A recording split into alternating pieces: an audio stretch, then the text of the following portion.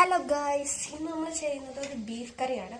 അപ്പോൾ നമുക്ക് വീഡിയോയിലോട്ട് പോകാം. ഇന്ന് നമ്മൾ ഷാൻജിയോൻ്റെ ബീഫ് കറിയാണ് വെക്കുന്നത്. ആദ്യം ബീഫ് കഴുകി എടുത്തിട്ട് നമ്മൾ കുക്കറിലേക്ക് ഇടുക. എന്നിട്ട് അതിലേക്ക് ഒരു സ്പൂൺ മുളക് പൊടി ഇടുക, ആവശ്യത്തിന് മഞ്ഞൾപ്പൊടി ഇടുക, പിന്നെ വീട്ടിൽ പൊടിച്ചെടുത്ത ഗരം മസാല ഇടുക. എന്നിട്ട് ഇഞ്ചിയും പച്ചമുളകും പച്ചമുളകല്ലേ വെളുത്തുള്ളിയും കൂടെ കുറച്ചിടുക. പച്ചമുളക് 2 അരിഞ്ഞിട്ട് കൊടുക്കുക.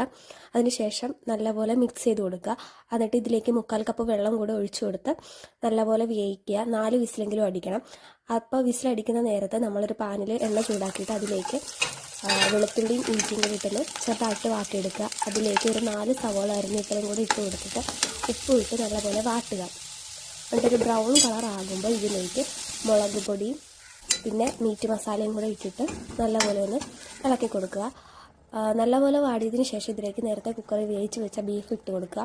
അതുപോലെ തന്നെ ഉപ്പും കറിവേപ്പിലയും കൂടെ ഇട്ട് കൊടുത്തിട്ട് നല്ലപോലെ വേവിക്കുക. അത് കഴിഞ്ഞ് കുരുമുളക് പൊടിയും കൂടെ ഇട്ട് കൊടുത്താൽ നമ്മുടെ ബീഫ് കറി റെഡി.